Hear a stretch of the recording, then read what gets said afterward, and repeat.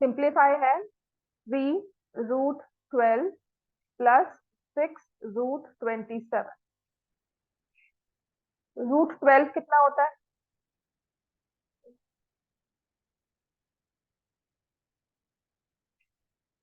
√27 क्या होता है?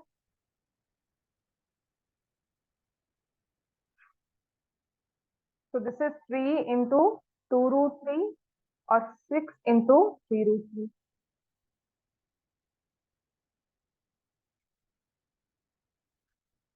तुमने क्या गलती की है ना? तुम्हारी गलती बताओ। पेपर है अभी? पेपर बताओ, पेपर है अभी आपके पास? तुमने इसको √12 को लिखा 2√3, विच इज फाइन, ठीक है। तुमने इसको लिख दिया 6√3 और नीचे तुमने लिखा 18√3, मल्टीप्लाई कर दिया इसको 18√3 से, विच इज अगेन फाइन। इससे भी आंसर पे आएगा। मेरे को 5 में लगा तुम्हारा क्वेश्चन समझने को कि तुमने गलती कहाँ की। ठीक है, what you did was here you took 12 only. यहाँ तुमने 12 से मल्टीप्लाई करके उसको 6 ही बना दिया। समझ में आ गया? स्क्वायर रूट ऑफ 36 कर दिया, 36 का 6 लिख दिया और फिर तुम्हारा आंसर 3 टाइम्स हो। समझ में आया? कुछ ऐसी गलती हुई है तुम्हारी, राइट? तुमने इसको सिंप्लीफाई तो किया बट नेक्स्ट स्टेप में मल्टीप्लाई भी वैसे कर दिया। I seriously took 5 minutes to understand what you have done. तुम्हारी गलती कहाँ है? Because your method also fine. How do I actually say कि गलती कहाँ हुई? ठीक है, मुझे याद भी है कुछ तुमने ऐसे किया था, लेटर आई अंडरस्टूड। तुमने इसको फैक्टराइज भी मतलब सिंप्लीफाई भी कर दिया, मल्टीप्लिकेशन में तुमने उसको मल्टीप्लाई 12 से ही किया। That is your only mistake in this question. तभी तुम्हारा आंसर 2/3 आ रहा था, 1/3 नहीं आ रहा था। मैंने पहले तुम्हारा आंसर 2/3 चेक किया। मैंने क्या किया था, अदरवाइज मैं क्या करती हूँ, मैं ना कैलकुलेशन पहले करके रखती हूँ, अपने पास पूरा सॉल्व रखती हूँ, फिर मैं मैथ करती हूँ। तो I didn't do it because मैंने कहा चल मैं साथ साथ पेपर पहले तुम्हें सॉल्व करवा दिया था कि हो जाएगी कैलकुलेशन, आंसर भी याद है। तो आंसर मुझे 1/3 याद था। तुम्हारा पेपर पहले चेक किया था आधा, है ना? तो मैंने कहा 2/3 से मार्क किया हुआ है and your seem pretty fine, मतलब बिल्कुल ठीक प्रूफ लग रहा था, कुछ गलती लग रही थी, 2/3 था। बट दिमाग में मेरा 1/3 था। फिर मैंने उसका पेपर चेक किया, उसका 1/3 आया। तो मैंने दोबारा सॉल्व किया, फिर 1/3 आया एंड देन आई सेड कि नहीं इसमें गलती क्या हुई है वो बताइए कि क्यों जो बिल्कुल सही चीज लग रही है, there is no way I can say कि क्यों गलत है। ठीक है ना? तो मैं आपका गलत क्यों कर रही हूँ, क्यों कह रही हूँ कि 2/3 तुम्हारी गलती कहाँ हुई है, आपने चेक करना। तुमने यहाँ पर और इसको मल्टीप्लाई करने में ना तुमने 12 ही ले लिया है। देख लेना एक बार, ठीक है? समझ में आ गई?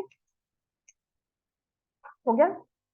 ठीक है, कल पेपर में ऐसे ही क्वेश्चन आएंगे। इफ यू आस्क मी ना मैम सिंप्लीफाई में क्या आएगा, रैशनलाइजेशन में क्या आएगा, ऐसे वाले क्वेश्चन तो इसमें दिए थे, ऐसा ही कुछ होगा। ठीक है, 5 raised to power n+2 minus 6 into 5 raised to power n+1 upon 13 into 5 raised to power n minus 2 into 5 raised to power n+1। मैंने आपको कहा था ऐसा जब भी क्वेश्चन मिले हमें क्या करना है, पावर्स को स्प्लिट करना है। तो मैंने लिखा 5 की पावर n, 5 की power 2, 6 into 5 raised to power n into 5 raised to power 1 n+1।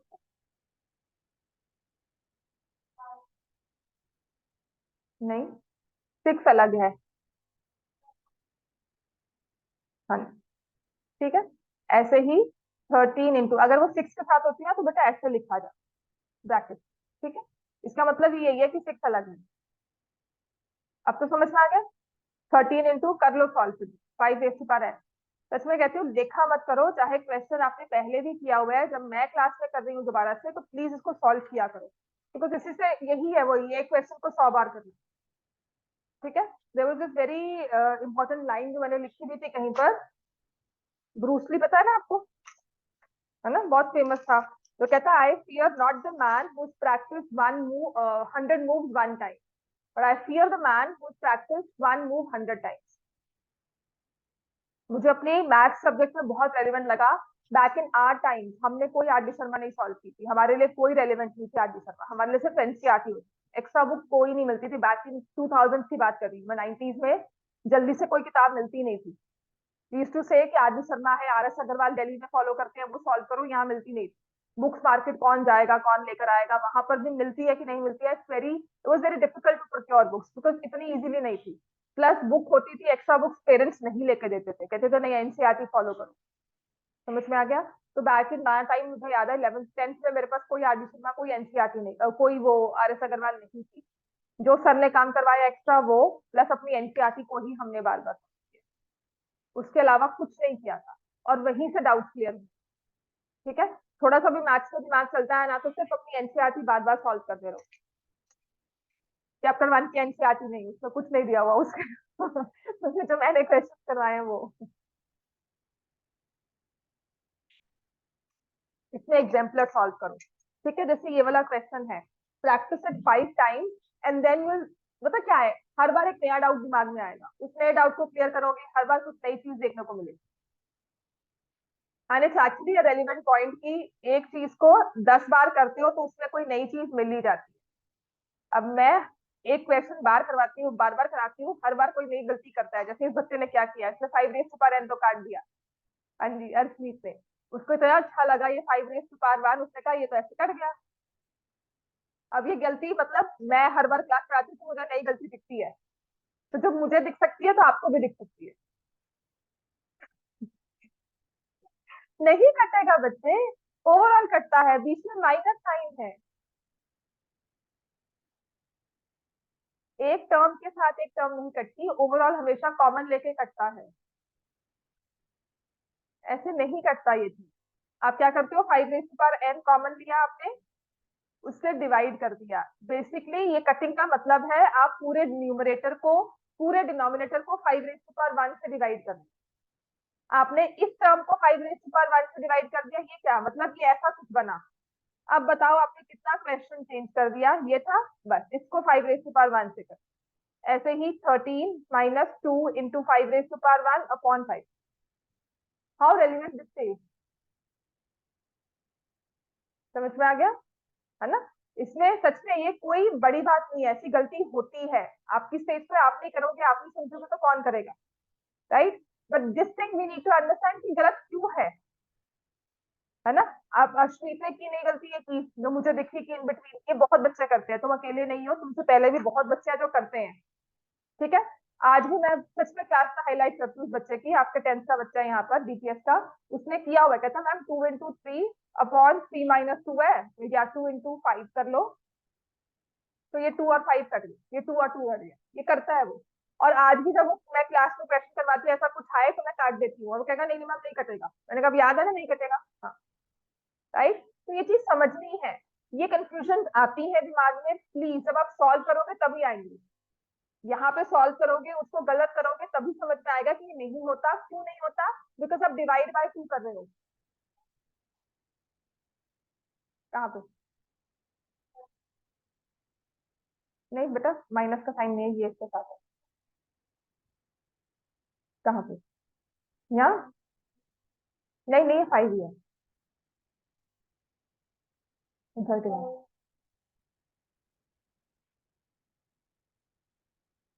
ये बीच में माइनस साइन है, हाँ तो 6 लिख दिया बाद में,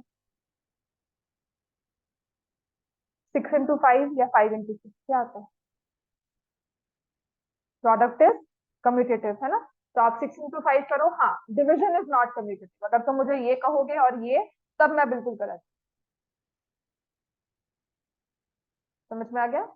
division is not commutative, addition, subtraction is not commutative, addition is commutative and multiplication is also commutative, है ना? करते हैं ना ये प्रॉपर्टीज ऑफ एडिशन सब्ट्रैक्शन, ही वही चीज है।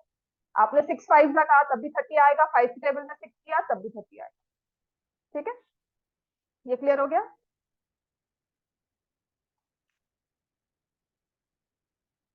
कल मैंने लास्ट क्वेश्चन कौन सा करवाया था आपको?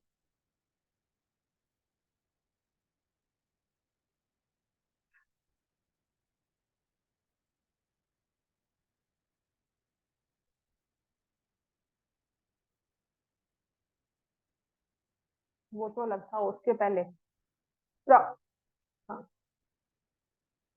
9 माइनस,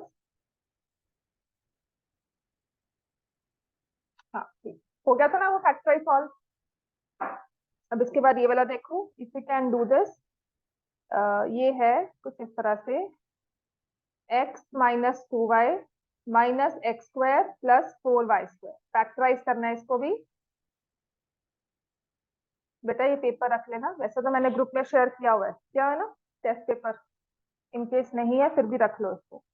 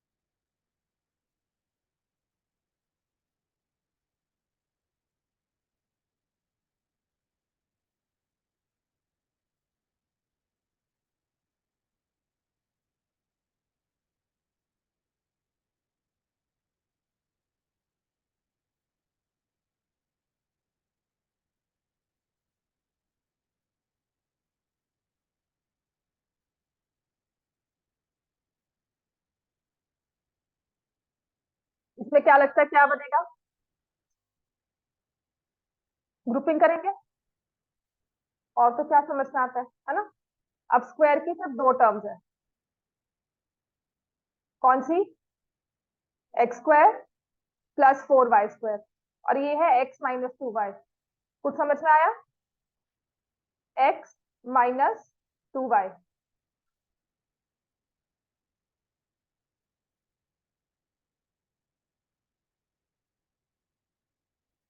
x-2y का होल स्क्वायर कैसे?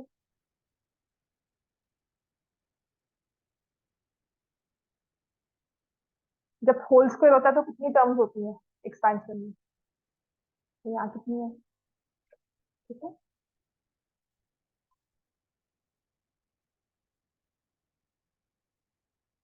बच्चे मैंने इसको दोनों को ग्रुपिंग किया और इन दोनों को ग्रुपिंग किया। यहाँ माइनस था तो जब माइनस किया अंदर भी माइनस साइन चेंज हो गया। अब ये ए स्क्वायर माइनस बी स्क्वायर बन गया।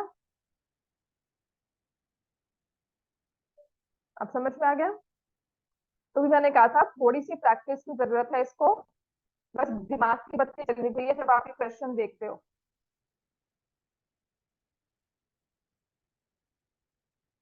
फिर ओवरऑल हम x-2y कॉमन लेंगे।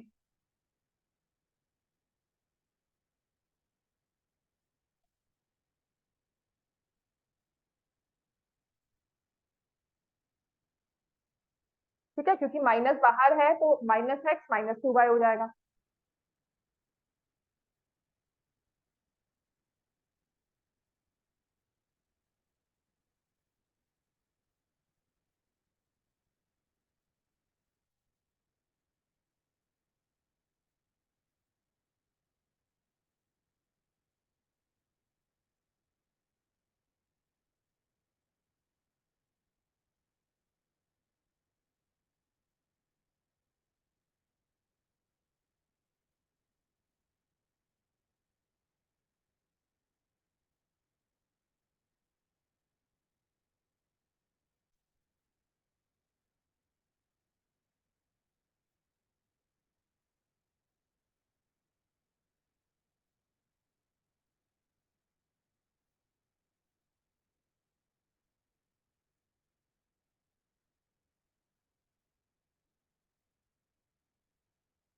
हो गया बच्चे?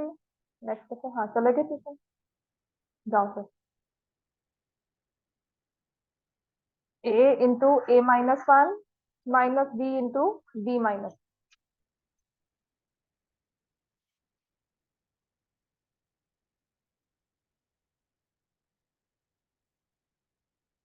अब क्या लगता है इसमें क्या करना चाहिए हमें?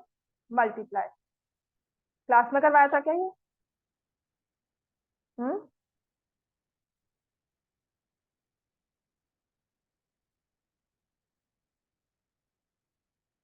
फिर a square minus b square minus a plus c. तो मुझे अब क्लियर कट समझ में आ गया कि ए स्क्वायर माइनस बी स्क्वायर में फॉर्मूला लग जाएगा। ये क्या है?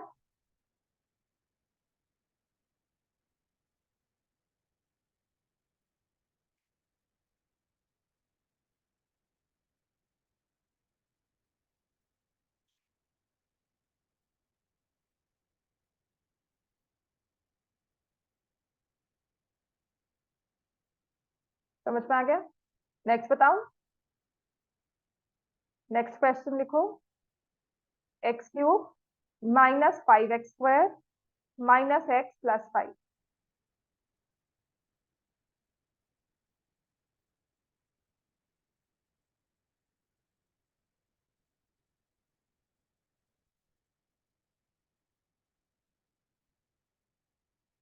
ग्रुपिंग है, किस तरह से करोगे, जिससे भी करोगे आंसर आए। ग्रुपिंग जरूर है इसमें। ठीक है, तो हम किस तरह से करेंगे दैट वी नीड टू सी।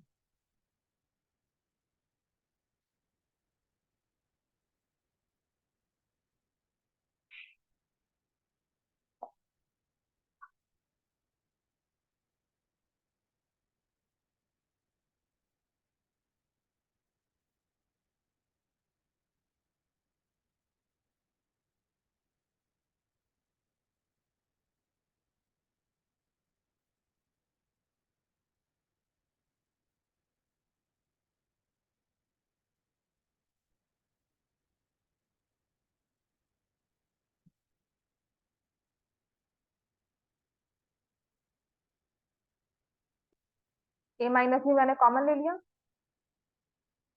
यहाँ पे बचा ए प्लस बी, और जब माइनस ए माइनस बी से डिवाइड किया तो क्या बचा? 1। ये समझ में आया? आपको मैंने कहा था कॉमन लेने का मतलब है हम ए माइनस बी से डिवाइड करते हैं। तो जब आपने ए माइनस बी से डिवाइड किया तो ये कैंसिल हो गया, यहाँ बच गया ए प्लस बी। ठीक है, और यहाँ पर क्या था? ए माइनस बी, ए माइनस बी डिवाइड हुआ है तो क्या बच गया? 1। जैसे 6 × 3 - 6, तो 6 कॉमन लेके 3 - 1 करते हो। It is same as this.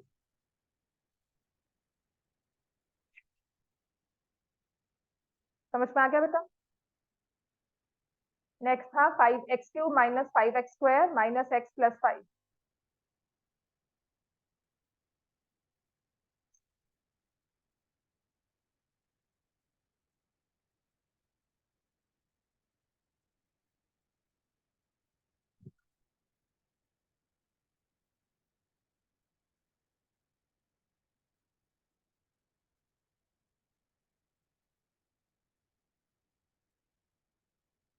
क्या करेंगे इसमें?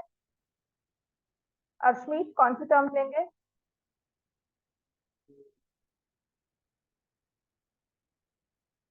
x³ हाँ,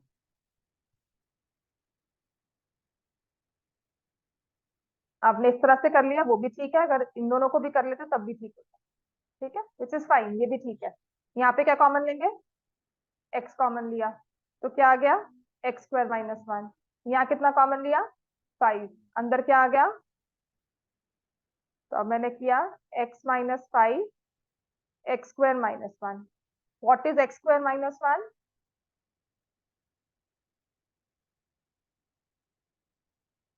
x + 1 x - 1। समझ में आ गई इतनी चीज? यहाँ तक कंफ्यूजन है किसी को?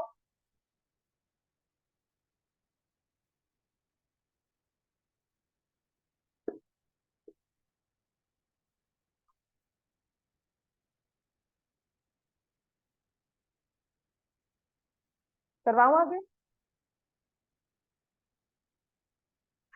ये है x² - 2xy plus y² - a² - 2ab - b²।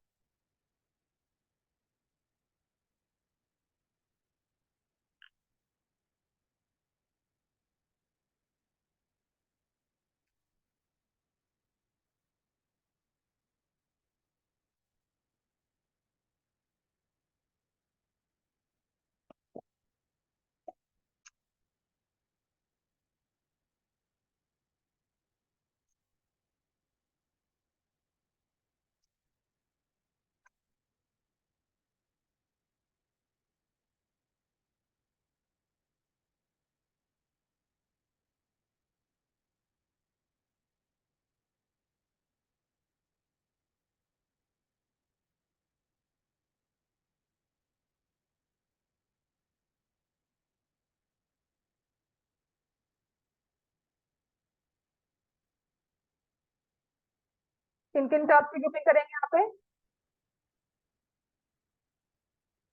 ये क्या बन जाएगा?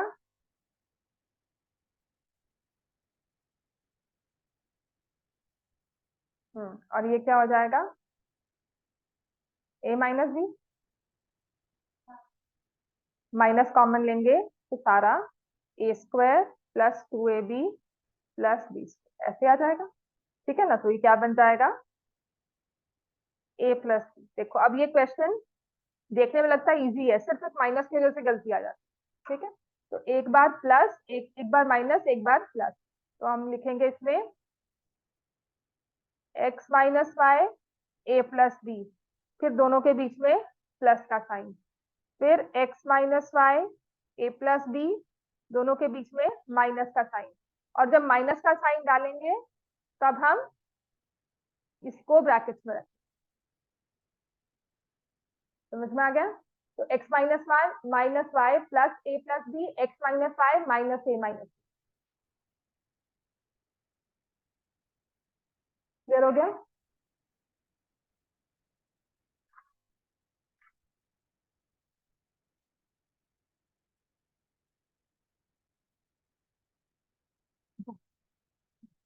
बुक्स पढ़ने शुरू कर। दिस इज चैलेंजिंग competition कह लो, challenge कह लो, they give you a list of 14 books to be read throughout the year, right? So after you read a book, now how do they judge that if you've read the book? So after you read a book, they give you a 2-page question answer होते हैं, तो उसके बीच में आप लिखते हो कि what do you like about the book, favorite character क्या था उसके बारे में लिखो, right? So it's a task by the student. अब बच्चे ने पढ़ा होगा, वो मुझे कुछ बताएगा तो मैं लिखूंगी, उसकी हेल्प कर दूंगी फॉर्मेशन में, which my daughter use to do. तो वो पढ़ लेती थी बुक और मुझे कहती थी मम्मा ये कर दो, ऐसा ऐसा मुझे ये अच्छा लगा, मुझे वो लगा, तो उसको थोड़ा ग्रामर वगैरह ठीक करवा के मैं लिखवाती थी। अब ये भाई साहब पढ़ते नहीं है, इनको बुक्स पढ़ने का शौक नहीं है, और जो वो बुक्स फिफ्थ में रेकमेंड कर रहे हैं वो इनके लेवल की नहीं है। तो बच्चे का अपना एक पर्सनल लेवल होता है, ठीक है ना, तो वो फिफ्थ, ये शायद फिफ्थ स्टैंडर्ड में है पर इसका दिमाग अभी थर्ड वाले बच्चे का है। ठीक है ना, तो वो उस लेवल बुक को नहीं पढ़ पाता ठीक से। अब वो एक्सपेक्ट करता है कि मैं इस बुक रिव्यू लिखूं, मैंने कहा मैं बिल्कुल नहीं करने वाली, है ना, I should write it and he will just copy and submit. अब ये कितना जायज है? And for one, and I know that this competition is on a personal level, बच्चे के अपने पर्सनल लेवल पे होता है, पेरेंट्स का कॉम्पिटिशन नहीं होता, है ना।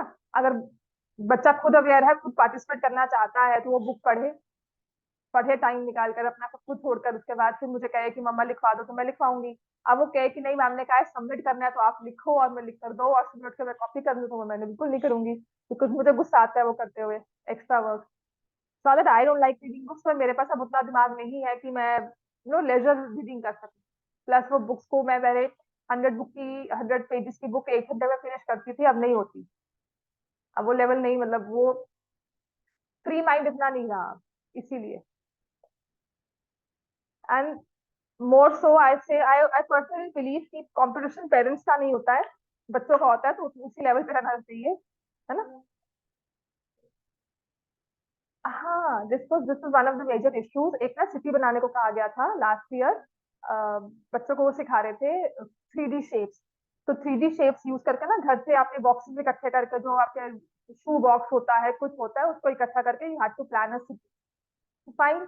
अब my daughter she is good in craft, तो उसने अपने आप कर लिया। अब इसका तो मैम ने कहा भेजना है, तो मुझे टेंशन हो गई कि भेजो बैठकर।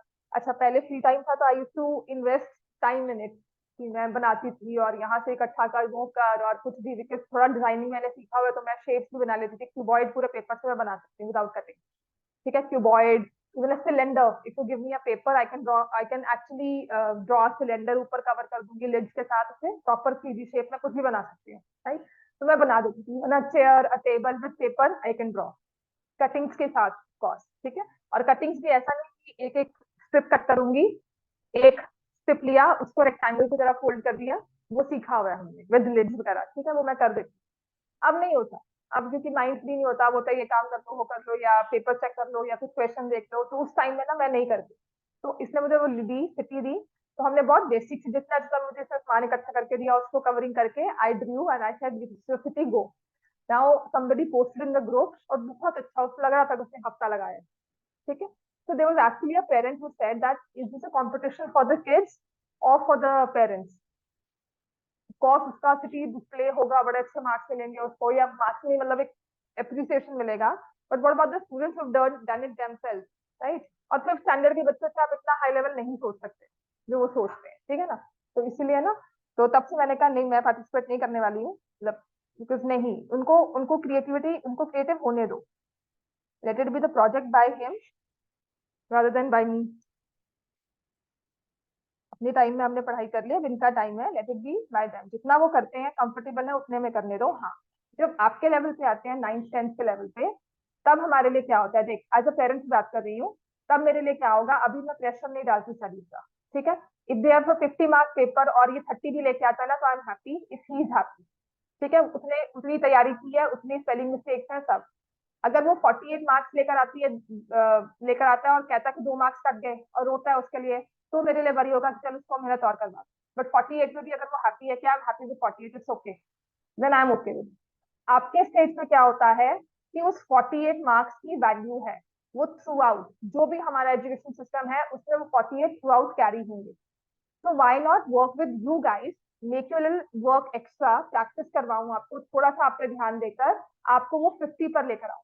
बिकॉज ऑफ कोर्स अगर आप 40 पेज पे हो, उस 50 पर आकर आपका पर्सनल ये ग्रोथ होगा जो आपको अच्छा लगेगा, ठीक है? फिफ्थ या सिक्स स्टैंडर्ड में 48 50 मैटर नहीं करता, लेकिन 10th में क्योंकि वो लिखा जाता है, तो 98 और 100 बहुत मैटर करता है ना? थ्रू आउट आपके अगर पेपर में मैथ्स में 100 आए हो, तो दैट्स अचीवमेंट, उसका सर्टिफिकेट भी मिलता है, आई थिंक बोर्ड से प्रॉपर सर्टिफिकेट आता है that you got a 100% A score आया है आपका, कुछ ऐसा अचीवमेंट आता है, तो व्हाई नॉट, ठीक है ना? इसलिए आपकी स्टेज में मैं ये नहीं कहूंगी। हाँ, पर पर्सनली अगर आप 75 से खुश हो कि नहीं यार 75 आ गए बहुत अच्छी बात है ना? वो 5 मार्क्स में आप नहीं सोचते कि नहीं नहीं यार और आ जाते, और पढ़ लेती, ये ठीक कर लेती, वो ठीक कर लेती, अगर आप ये नहीं सोचते हो, then 75 is good for you and I am happy for you. आपका अपना एक पर्सनल होता है लेवल। जैसे दीक्षित का था, वो कहता था अगर मैं 80 में भी आ गया तो मैं बहुत खुश हूँ, है ना? अब मैं उसको 95 पे जबरदस्ती लेकर आऊं, नहीं पॉसिबल है। लेकिन जो 95 में था बच्चा, वो कहता नहीं मैम 100 चाहिए, तो मैं उसका पर्सनल ग्रोथ लेके उसको खुश आपसे खुश करती हूँ। समझ में आ गई बात? आप लोग ने मुझे क्या कहा था जब आपने ज्वाइन किया था, मैम 76 आए थे 80 में से, मैथ्स तो बहुत अच्छी है, तो मैंने आपको उस हिसाब से पढ़ाना शुरू किया and I saw your class interaction also, आप उसके हिसाब से कर रहे थे, पर टेस्ट में वो नहीं दिखा मुझे, सीरियसली। टेस्ट में 76 वाला मोटिवेशन नहीं दिखा मुझे पर्सनली। आप घर से पढ़कर नहीं आए, आप आए, बैठे, टेस्ट दिया और सोचा हो जाएगा, चले। 9th में थोड़ा सा एक्स्ट्रा कुछ हम पढ़ते हैं, तब जाकर हमें पूरा पिक्चर समझ में आता है, ठीक है? क्योंकि ये सिंपल प्लस माइनस नहीं है। तो उस लेवल पे अब आप 76 से मेरे पास आकर आप 70s में आ जाओ, 71 72 में आओ, फिर को क्या हो गया? क्या हुआ? कुछ नहीं हुआ है, ठीक है? अब ये जो डिग्रेडेशन होगा ना 76 से 70 पे, सब कहते हैं 8th में अच्छा मार्क्स थे मैम, 9th में आके बिल्कुल ही बुरा हाल हो गया। आप किसी का भी रिस्पॉन्स पूछना, मेरी क्लास में भी बच्चे हैं 10th में, मैम 8 तक मार्क्स आते थे, 9th में आगे पता नहीं क्या हुआ, मैथ बुरी होगी। मैथ्स बुरी नहीं हुई, जिस लेवल की प्रैक्टिस चाहिए थी वो आपने नहीं की, ठीक है? मैथ्स में ना, आपको ब्रॉडली कह रही हूँ, ये आपका चैप्टर 1 चैप्टर 2 बहुत ही ज्यादा वास्ट, ठीक है? स्कूल करवाएगा इतना सा, पर पेपर में इतने से डालेगा, डालेगा इतने जो एक्स्ट्रा है। एनसीईआरटी में कुछ नहीं है, चैप्टर 1 में भी चैप्टर 2 में भी, कंपैरिजन में एनसीईआरटी बहुत लिमिटेड है, एग्जाम्पलर करते हैं फिर भी कवर नहीं होता उतना काम। इसीलिए आपके लेवल पर ना मैथ्स में इनिशियली थोड़ी थोड़ी प्रैक्टिस बहुत जरूरी है, रेगुलर स्टडी मैथ्स में बहुत ही ज्यादा जरूरी है, क्योंकि लास्ट के 10 दिन में पढ़ाई नहीं होगी। ऐसा नहीं होगा कि फॉर्मूला रट लिया फिर आपने उसमें वैल्यूज डालनी शुरू कर दी, दैट्स इट। समझ में आ गया? खुद करते हो, रैशनलाइजेशन में करवाया, अब क्वेश्चन बिल्कुल ही चेंज हो जाता है, 5 raised to power n+2 है, अब इसको मैं माइनस बना दूं तो बिल्कुल चेंज हो जाएगा, है ना? तो you should know your concept, तो उसका वही है 1 question 100 टाइम्स, तो क्लियर होगा कि मैं उस क्वेश्चन में कर क्या रही हूँ, फिर चेंज क्यों हुआ, वहां पर वो क्यों था, यहाँ वो क्यों है। वो तभी होता है जब एक क्वेश्चन को आपने 10 बार किया होता है, ठीक है? और ये मैं सच में कहती हूँ, मैं I can go on and on, because I over a period of time I have observe these things, कि मैथ्स में ना बुरी क्यों हुई है 9th में आके मैथ्स, क्योंकि 9th में मैथ्स उस लेवल की प्रैक्टिस मांगती है जो हम नहीं देते, बस इतना सा फर्क पड़ा है। चलो, x⁻8 माइनस y⁻8, और पहले इसके पहले करेंगे x⁻4 माइनस y⁻4, ये बहुत इंपॉर्टेंट क्वेश्चन है। X raise to power 4 minus y raise to, हाँ तो इसको हम लिखेंगे एक्स स्क्वायर का whole square minus y square का होल स्क्वायर। तो इसमें a square minus b square लग गया। पहले स्टेप में क्या बनेगा, x square plus y square, x square minus y square. तो अब ये क्या आ गया, x square plus y square x plus Y into x minus Y, ये हो गया ना। अब ऐसे ही 8 में आ जाओ, ये इंपॉर्टेंट है, ये पेपर में एक लौता क्वेश्चन आता है और उसको 3 मार्क्स में पूछ लेते हैं। हाँ 4 हो जाएगा, 4 का स्क्वायर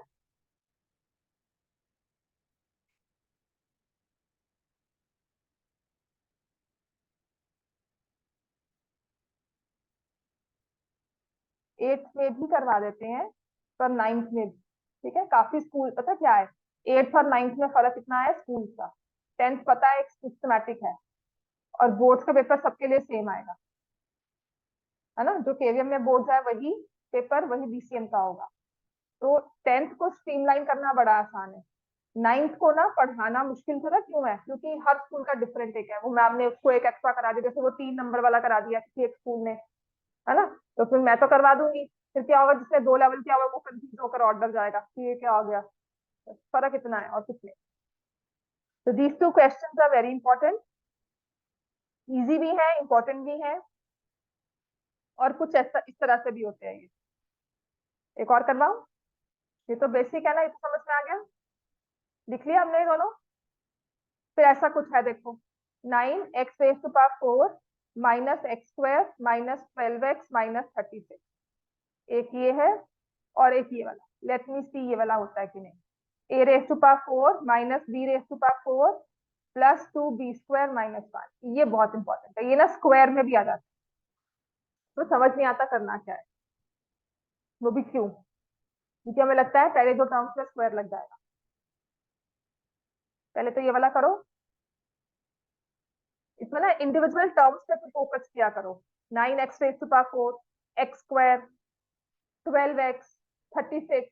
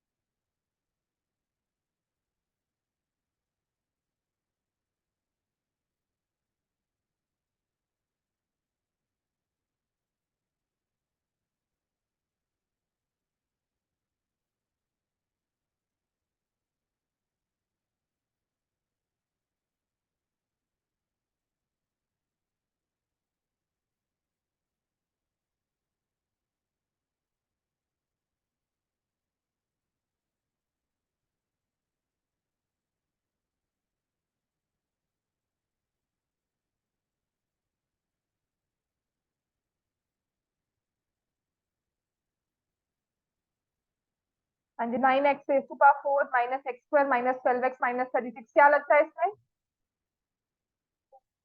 कौन से में। ठीक है,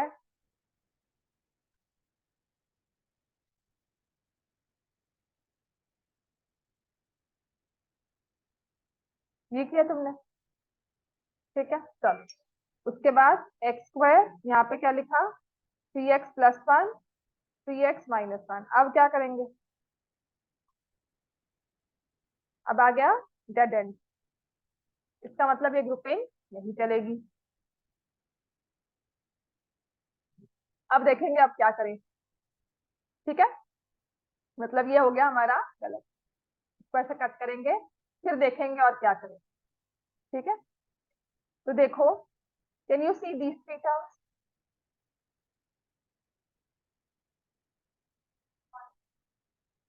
माइनस कॉमन लेंगे, 9x⁴ माइनस कॉमन लिया x square plus 12x plus,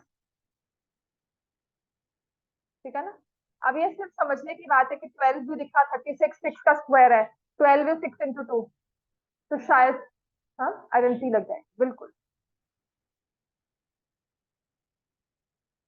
किसकी आइडेंटिटी लगेगी? x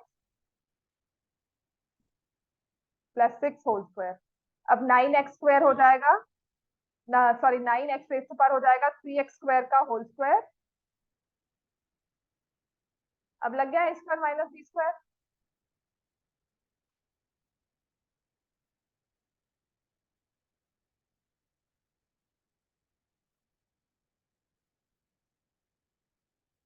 ठीक है,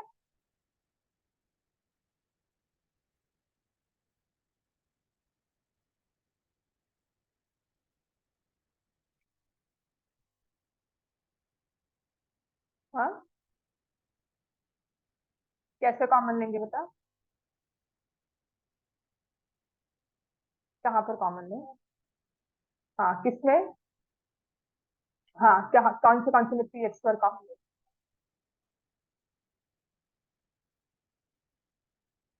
3x race to power 4, 3x नहीं है ना, 9x है। तुमने इसमें से x स्क्वायर कॉमन लिया तो ये 9x स्क्वायर बन गया ना, समझ में आ गया? 3x का होल स्क्वायर है, समझ में आ गई थी? फर्क पता लग गया? अब ऐसे ये वाला क्वेश्चन है, ये इंपॉर्टेंट भी है। क्यों इंपॉर्टेंट है? देखो वही है, देखो b raise to power 4, 2b square 1, you look at these three terms, they form b square minus 1 का होल स्क्वायर। समझ में आ गया? -1 क्यों? क्योंकि हमने माइनस रखा बाहर, लिखा b raise to power 4 minus 2b square plus 1। समझ में आ गया ना?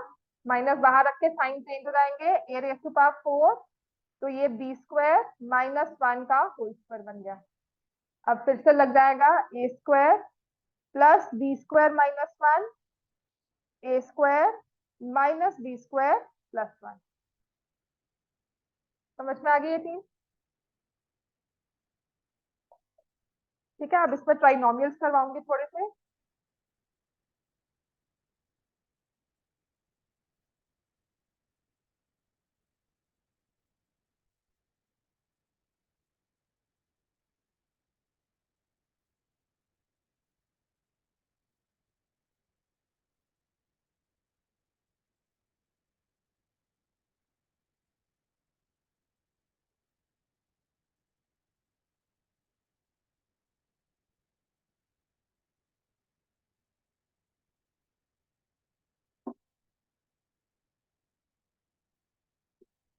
ठीक है बच्चे, करवाऊं?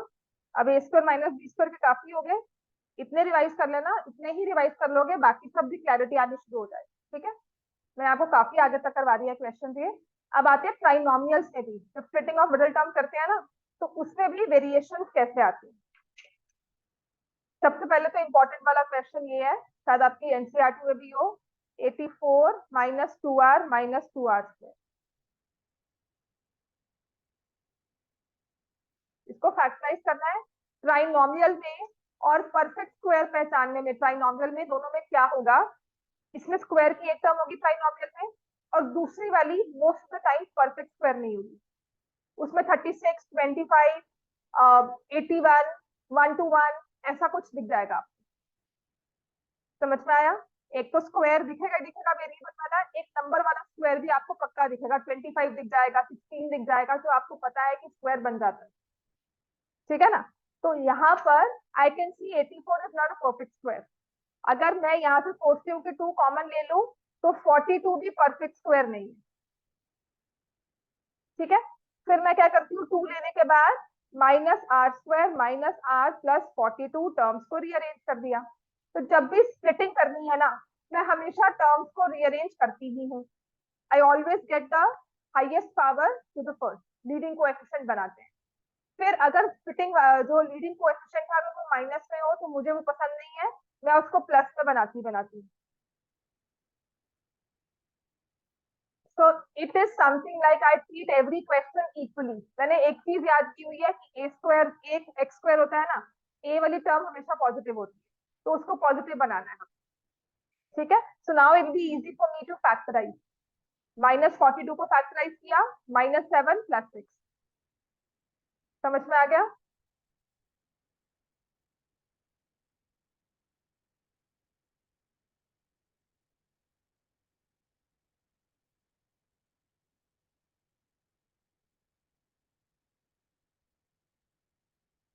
ठीक है.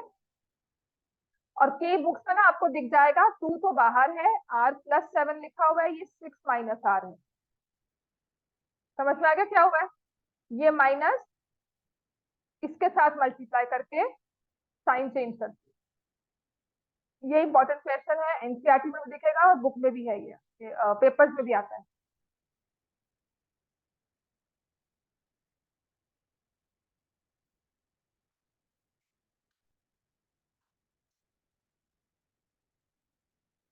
अब ऐसे ही आपने फैक्टराइज करना है, आपको क्वेश्चन देती हूँ. 1 -18y -63y². और ये भी कर लो. 5 -4x -12x². ये दो है जिसमें नेगेटिव वाली टर्म्स है, तो डू इट.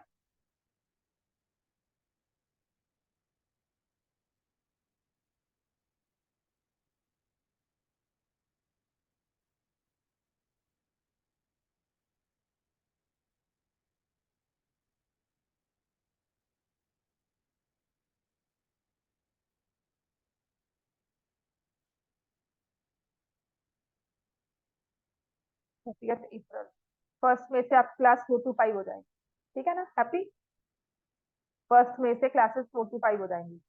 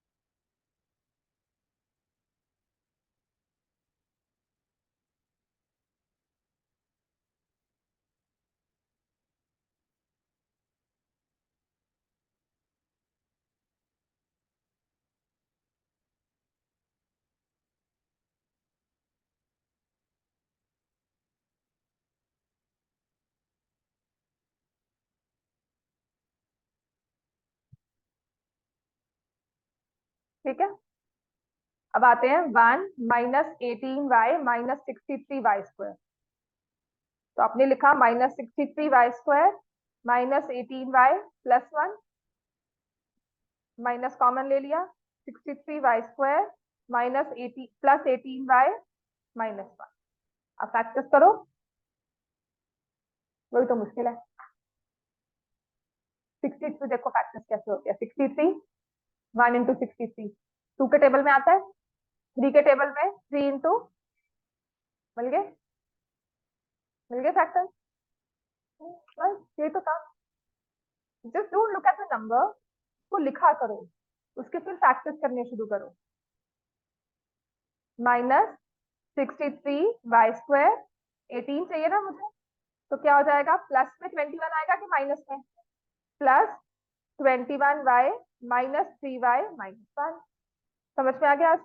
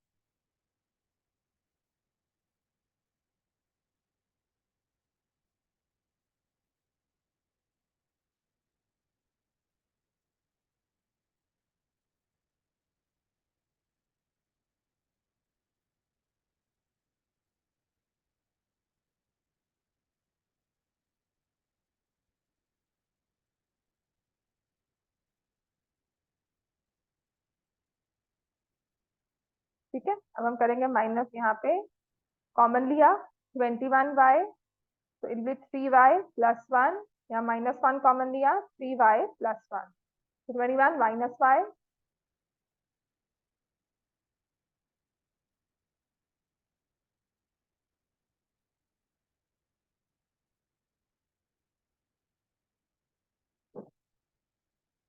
हो गया बच्चे, हो गया ना ये। नेक्स्ट अपने आप करोगे अब ये वाला क्वेश्चन, फैक्टराइज से कुछ करो, मुझे बताओ। 5 माइनस 4x माइनस 12x²।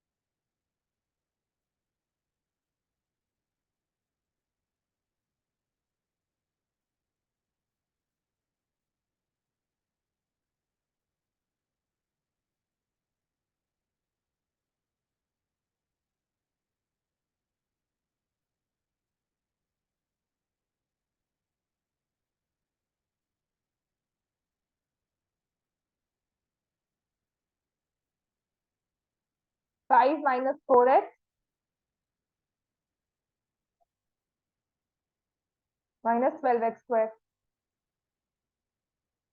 -6 + 4। पहले तो इसको हम -12x² -4x + 5 लिख देंगे, है ना। और यहाँ से माइनस कॉमन लिया 12x² +4x - 5, फैक्टर्स क्या बनेंगे?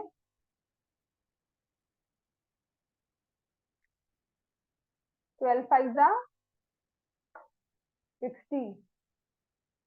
हाँ, 60 के फैक्टर जिनमें सम 4 आ जाए।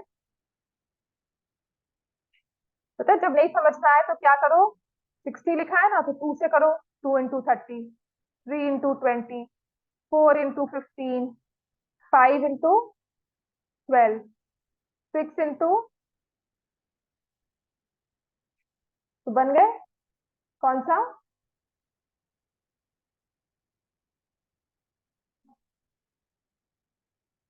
क्या बता,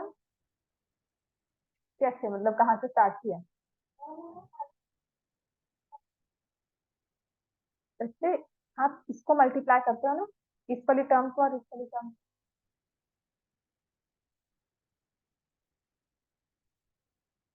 12 को स्प्लिट नहीं कर सकते ना बच्चे, क्योंकि ये x² की टर्म है।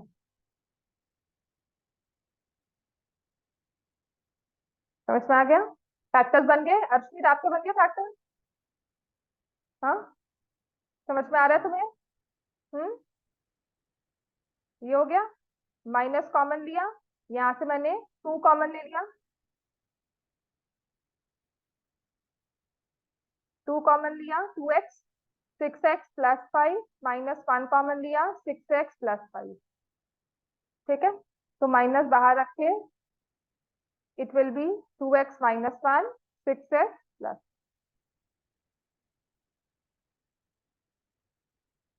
समझ में आ गया?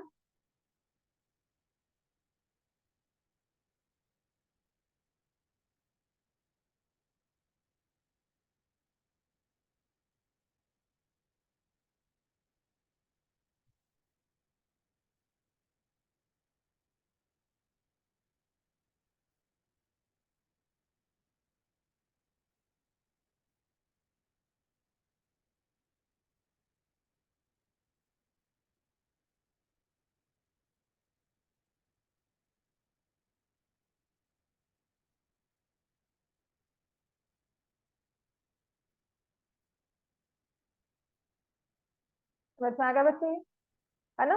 तो हमारी सिंपल ट्राइनोमियल्स की फैक्टराइजेशन तो हो गई। अब थोड़ा सा इनमें ट्विस्ट डालते हैं।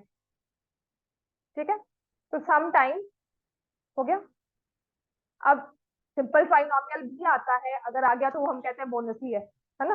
अब कुछ ऐसा आ गया, अगर आपको मान लो x इंटू 12x प्लस 7 - 10, कुछ ऐसा आ जाए, x इंटू 12x प्लस 7 - 10, ये क्वेश्चन आ गया, तो इसमें हम क्या करेंगे? क्या लगता है क्या करेंगे? मल्टीप्लाई, बस खत्म बात। 12x² प्लस 7x - 10, अब इसको फैक्टराइज करना है।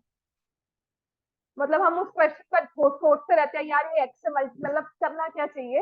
तो आई ऑलवेज से पॉलिनोमियल्स में फैक्टराइजेशन में what works at the last minute also is your experimentation.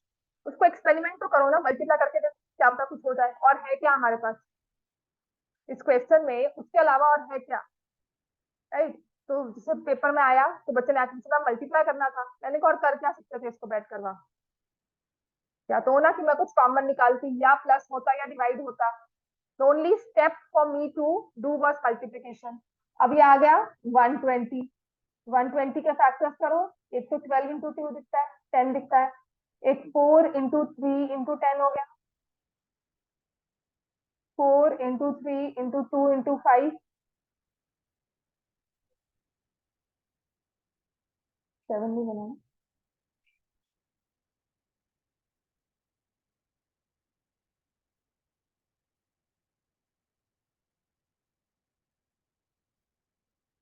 हो गया क्या?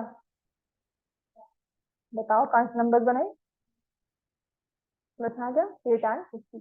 तो ये ना प्रैक्टिस के साथ ही आते हैं, सच्ची कह रही हूँ। ये जो ऐसे नंबर है ना, अभी इनिशियली मुश्किल लगती है, बाद में ना बच्चे मुझसे भी तेज हो जाते हैं विद प्रैक्टिस ना। आप खुद पाते हो कि मैम 15 और 7 बने, कभी कभी मैं सोचती रह जाऊंगी और मुझे आंसर मिल जाता है। It has happened every class every year, it happens. Initially मैं फैक्टराइज करती हूँ, बाद में बच्चे करते हैं और मैं सोचती हूँ अच्छा ये बने ऐसे करिए।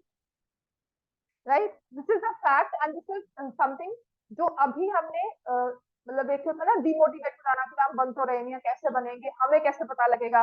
तो हमें कैसे पता लगेगा एक ही आंसर है? प्रैक्टिस। थोड़ी सी प्रैक्टिस करोगे, थोड़े रेगुलर रहोगे, अपने आप आ जाए। ठीक है। हम कहते हैं हमें कुछ ना करना पड़े और हो जाए, तो वो कभी नहीं होता। 3x - 2, 4x+5। अब कुछ ऐसा एक क्वेश्चन दिया होता है, 4 - x का होल स्क्वायर -2x।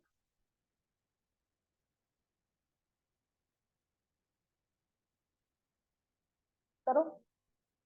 अब इसमें लगता है a² - b² लगेगा, तो लगेगा a² - b²। 4 - x तो है स्क्वायर में, लेकिन 2x नहीं है, तो क्या करना चाहिए इसमें? और मल्टीप्लाई किसको? हाँ बिल्कुल, I was waiting for you to say. मैंने कहा ये करके इससे पहले तो गारंटी लगा दो इसमें, बिल्कुल वही करना। ठीक है। तो क्या बन जाएगा 4 - x का होल स्क्वायर? अर्शमित बताओ क्या बनेगा? फिर से बोलना। 8 क्यों? हाँ 16 प्लस x² -8x - 2, ये बन गया। तो आप क्या लिखोगे? x² -10x+16, फैक्टराइज करो इसको।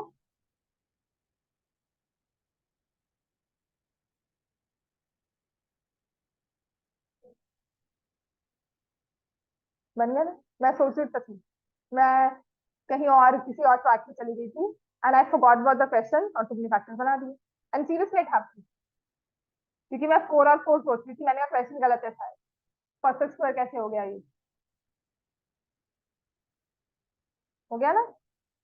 बन गया ना? फैक्टर्स बनने शुरू हो गए।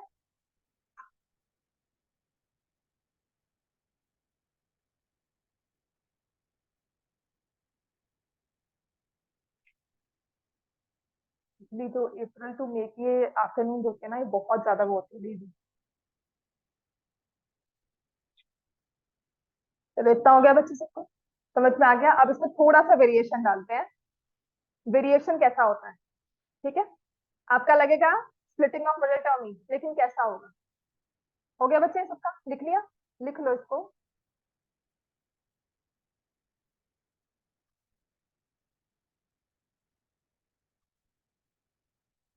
संडे को आपकी क्लास होगी, जल्दी बुला लूंगी 11 to 12 टाइप में। 1 घंटा क्लास रखूंगी, ठीक है। और संडे की क्लास के बाद आई सपोज आपका ना सिलेबस काफी पैरेलल में आ जाएगा, आपका 5 मई तक मैं पॉलिनोमियल्स बिल्कुल खत्म करना चाहती हूँ, ठीक है। टेस्टिंग वगैरह साथ साथ होती रहेगी, तुम्हारी थोड़ा सा हॉल्ट कर देंगे पॉलिनोमियल्स की टेस्टिंग, इनके इन पर लगा लेंगे मेहनत। आपके चैप्टर में आना है ना, आपके मे टेस्ट में आना है, अश्मित आपके भी आना है ना, फर्स्ट 4 आना है, ठीक है ना। तो उसके बाद 3 4 तुम्हें भी आना है, तो मैं साथ साथ 3 4 और साथ साथ ये डाउट्स और इसके प्रैक्टिस, ठीक है। तो चैप्टर 1 मेन रहेगा बिकॉज तीनों का है। आपका चैप्टर 2 साथ साथ में टेस्ट लूंगी, इसका स्टैट्स करवा दूंगी। स्टैट्स तुम लोग भी करना ना, बहुत इजी, कुछ नहीं है स्टैट्स में सीरियसली। हाँ, स्टैट्स में वो डेटा को ऑर्गेनाइज करना, वो ग्राफ, हाँ डाटा हैंडलिंग की तरह है। और फिर उसके बार ग्राफ बनाते हैं ना आप लोग, मैं उसका हिस्टोग्राम बनाऊंगी बस। मतलब एक चीज है बार्स की तरह ही बनना है, ग्राफ बनने हैं, ग्राफ में फ्रीक्वेंसी पॉलीगन, बस दो चीजें, 2 3 चीजें जो हैंडल करनी है बस, और टर्मिनोलॉजी थोड़ी बहुत याद कर। क्लास मार्क्स बहुत इजी है, मतलब वो बाद में होगा, मैं भूल जाएगा, हो जाएगा। क्लास मार्क्स क्या होते हैं, क्लास लिमिट्स क्या होती हैं, बस वो टर्म्स, लोअर लिमिट क्या है, अपर लिमिट क्या है, वो कोई कैलकुलेशन नहीं है, कुछ नहीं है। हाँ, ऑब्जेक्टिव में ही आता है, प्लस इसमें 5 नंबर का आता है ड्रॉ द ग्राफ, वो तो इजी होता है ना। स्टैट्स इजी है, स्टैट्स में वो 1 1 मार्क के क्वेश्चन मुश्किल होते हैं, तो वो 1 मार्क के क्वेश्चन आपको सारे करवा देंगे। हाँ वही तो ना, उसमें लिखा एक लंबी सी लाइन लिखी हो, मैथ्स में अब इंग्लिश लिखी हो, उसको समझना हो तो कहाँ अच्छी बात है ना। पता क्या है, आई यूज्ड टू से, एक जोक आता था, मैं अपने टाइम में पढ़ती थी, मैं 9 10 में थी ना, कि हिंदी वाली मैम हिंदी में बात करते हैं, इंग्लिश वाली मैम इंग्लिश में बात करते हैं, मैथ्स की मैम को बोलो मैथ्स में बात करें। I used to wonder there should be some language of maths, ये क्यों एक जोक बना, ठीक है ना, वाई। तो मैथ्स की लैंग्वेज क्या है, अब मैं कहती हूँ twice of a number, that is English. अब मैथ्स में कैसे लिखूंगी, 2x is my mathematical language. समझ में आ गया। जब मैंने कहा twice of a number is equals to 9, तो मैंने अगर इसको ऐसे लिख दिया, this is my mathematical language. समझ में आ गया। स्टेटमेंट प्रॉब्लम्स को आप इक्वेशन में करते हो, तो उसी चीज को, I bought 2 oranges and 5 apples for 48 rupees, तो मैंने उसको लिख दिया 2 एप्पल्स एंड 5 ऑरेंजेस 48, एक्स और वाई क्या है, पर केजी प्राइस, जो भी रिस्पेक्टिव है। तो this is my mathematical language. समझ में आ गया। तो ये होता है conversion of English to math. जब आप लिखते हैं ना 2 केजीज ऑरेंजेस लिए, 5 केजीज एप्पल लिए और 48 रुपीज देकर आए, that is my English language. समझ में आ गया। सिर्फ मैथ्स में प्रॉब्लम क्या आती है, सच में बताती हूँ, जिनकी मैथ्स अच्छी होती है ना, उनकी सिर्फ एक विजुअलाइजेशन स्ट्रॉन्ग है। विजुअलाइजेशन का मतलब क्या है, विद स्ट्रॉन्ग है। विजुअलाइजेशन का मतलब क्या है, आई से एन एप्पल, दिमाग में क्या आता है, क्या पिक्चर बनी, रेड एप्पल आ गया ना, घूम गया दिमाग में एप्पल गोल वाला, घूमा ना। लेकिन अगर मैंने कहा number added to another number gives 48, तब घूम गए। प्रॉब्लम बस यही है, जहां जिसकी ठीक होगी इंटरप्रिटेशन और विजुअलाइजेशन, वो जल्दी से कर लेगा। बस मैथ्स में इतना ही फर्क है। और सच में as a teacher, as a mentor, अगर मैं कोशिश करती हूँ, मैं आपकी सिर्फ इस विजुअलाइजेशन प्रॉब्लम को ठीक करती हूँ, कोशिश करती हूँ कि आप उस चीज को विजुअलाइज कर सको, ठीक है। क्योंकि एक ब्लॉक होता है और कुछ नहीं होता, माइंड में ना एक ब्लॉक होता है कि वो चीज समझ नहीं आती, एक पर्दा से पड़ा होता है। जैसे ही वो पर्दा उड़ जाता है ना, तो लगता है हाँ मैथ्स समझ में आ गई, and that is our euphoric moment. नहीं होता कि समझ में आ गया एंड एवरीथिंग क्लियर नाउ, वो चीज है, दिमाग की बत्ती जल जाए। अब जैसे ये वाली चीज ही हुई है, 2x² plus 13x5 minus 24y²। अगर इस क्वेश्चन में ना मैं ये y² हटा दूं, ठीक है, सिर्फ x लिखूं, तब आप क्वेश्चन सॉल्व कर सकते हो।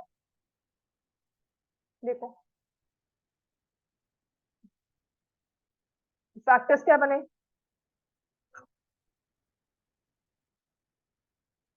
48 माइनस में सम 13 चाहिए,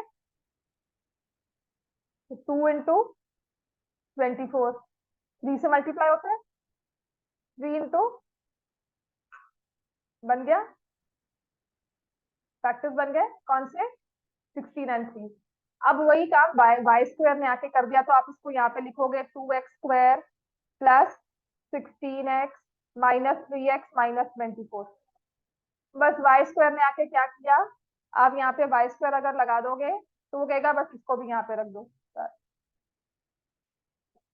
वही क्वेश्चन डिफिकल्ट कर दिया, एक स्टेप आगे चला गया कि ये वाई स्क्वायर कहाँ से आया, कुछ नहीं है। जैसे आपने 24 के साथ किया, जो आप एक्स स्क्वायर के साथ बिहेव कर रहे हो वही वाई स्क्वायर आएगा।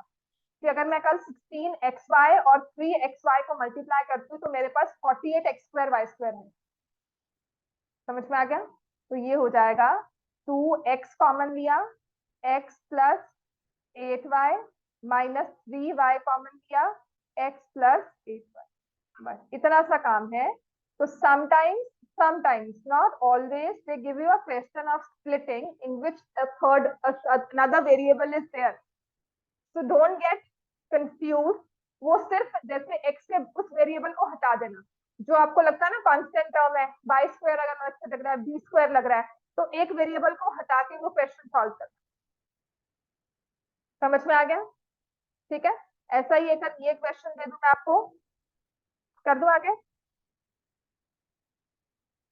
नेक्स्ट है, अगर ये दिया हो 6x² minus 5xy minus 6y²।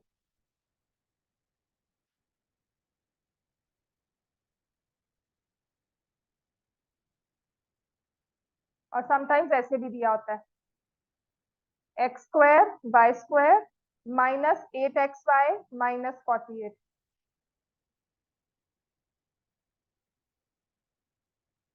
यहाँ पे वो x² y² अलग अलग थे, यहाँ पर इकट्ठे हैं। बात मेरी वही रहेगी, इसको हटाकर फिर क्वेश्चन को देख लेना और जहां पर है वहीं पर लगा देना। ठीक है, तो यहाँ पर क्या हो जाएगा, 6x², 6 6 36, फैक्टर्स क्या हो गए, 9 9 4।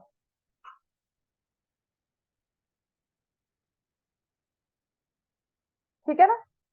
मैंने आपको क्या कहा था कि इस वाई स्क्वायर के बिना देख लेना। ठीक है, राइट। अब जैसे स्प्लिटिंग की हमने, यहाँ पर मैंने वाई बाद में लगा।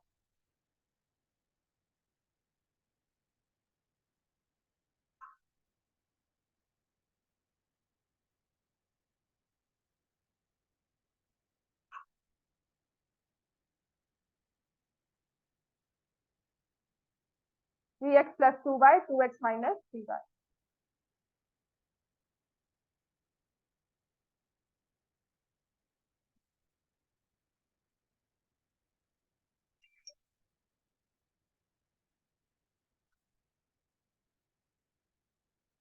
समझ में आ गया? चलो ये लास्ट क्वेश्चन है, x² y² minus 8xy minus 48। इतना प्रैक्टिस करके आना। कल आपका नंबर सिस्टम का टेस्ट है, मंडे को संडे को क्लास होगी 1 घंटे की, मोस्ट प्रोबेबली 11 से 12 या 12 से 1 रखूंगी। ठीक है, असली साइंस क्लास होगी उस दिन संडे को, नहीं होगी ना? बस ठीक है। हम्म, आज टेस्ट होगी।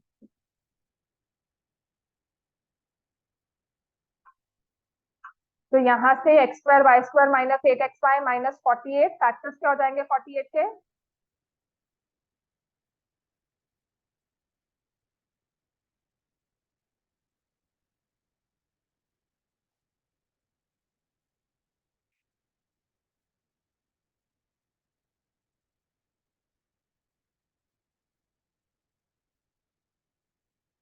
क्या हो जाएंगे फैक्टर्स, हवा में बस तीर चलाएगा लिख। ठीक है, जब फैक्टराइज करते हैं ना तो प्लीज ये एडवाइस है, टिप है, हवा में तीर नहीं चलाते हैं, उसे लिख लेते हैं seriously, then only will strike. This is what visualisation is. ठीक है, लिखकर हम उस चीज को विजुअलाइज कर रहे हैं। समझ में आ गया? और जब आपकी प्रैक्टिस अच्छी हो जाएगी ना, अपने आप ही 48 को देखकर समझ में आएगा 12 को। सच में कह रही हूँ, आप जैसे बच्चे होते हैं, हर साल वही बच्चे आते हैं, वही बच्चे एक्सेल करते हैं। ठीक है, तो एक्स वाई कॉमन लिया, x y minus 12 plus 4 common लिया, एक्स वाई माइनस 12, तो x y plus 4, x y minus.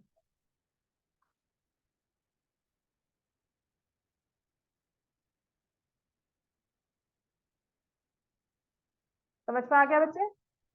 सबको क्लियर है?